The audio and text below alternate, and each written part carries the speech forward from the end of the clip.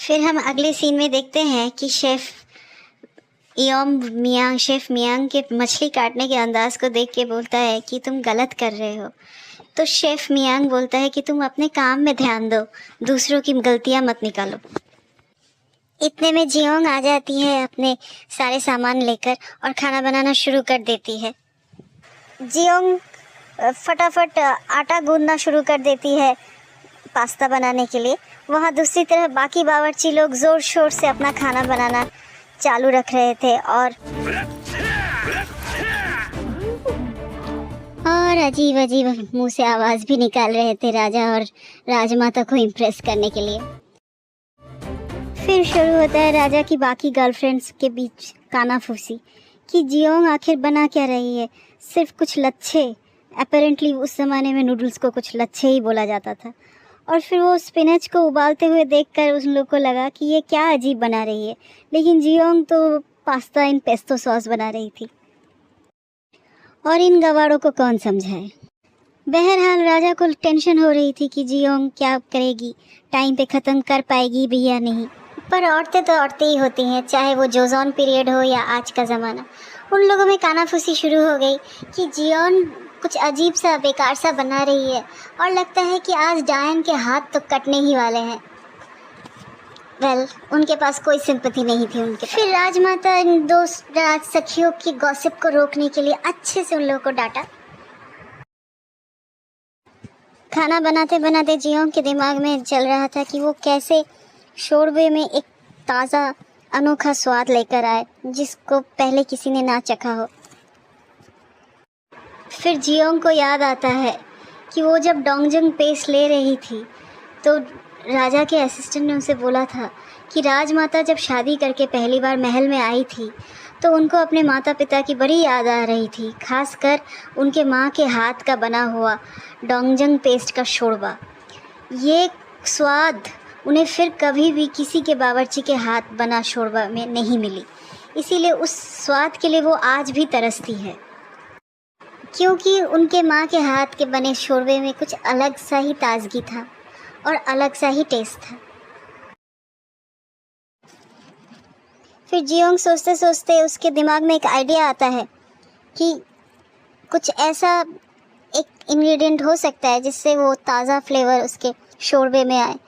और उस इंग्रेडिएंट को लेने के लिए वो वहाँ से बाहर निकलने की कोशिश करती है, बट उस सब उसे पकड़ लेते हैं और फिर वो महाराज के सामने विनती करने लगती है कि उसे एक बार बाहर जाने का मौका दिया जाए ताकि वो उस चीज़ को यहाँ पे लेकर आ सके।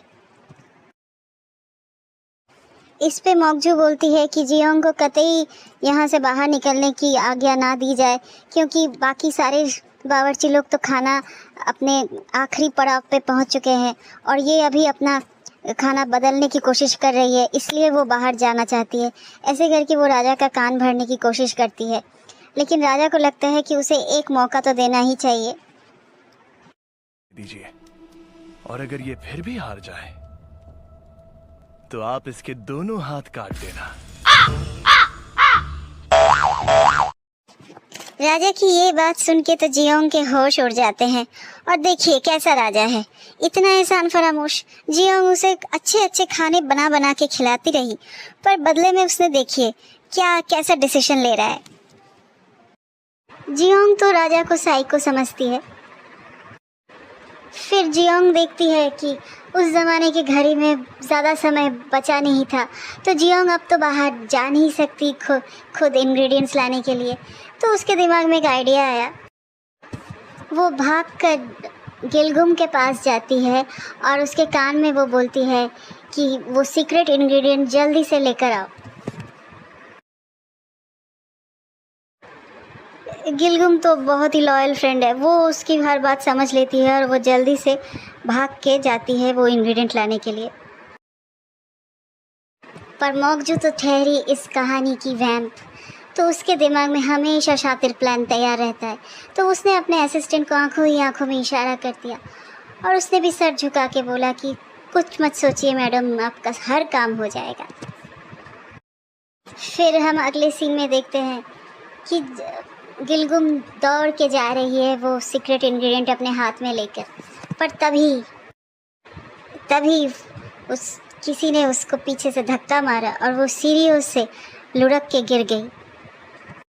उसे धक्का मारने वाली और कोई नहीं बल्कि मोगजू की असिस्टेंट थी और वो अपने बालों से एक क्लिप से चाकू निकालती है और धीरे धीरे गिलगुम की तरह आगे बढ़ती है।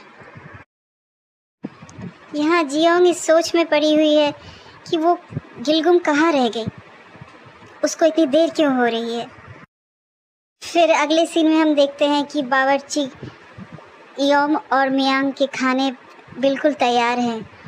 सबके खाने बन चुके हैं, लेकिन अभी भी जियोंग को अपने खाने में फिनिशिंग टच देना बाकी है। समय तेज़ी से बीत रहा था और जियोंग को बहुत टेंशन हो रही थी कि गिलगुम अब तक क्यों नहीं आई। फिर अगले सीन में हम देखते हैं कि गिलगुम हांफते हांफते, चोट खाई हुई, परेशान, लेकिन दौड़ते दौड़ते गिलगुम वापस आ गई हाथ में इंग्रेडिएंट लेकर।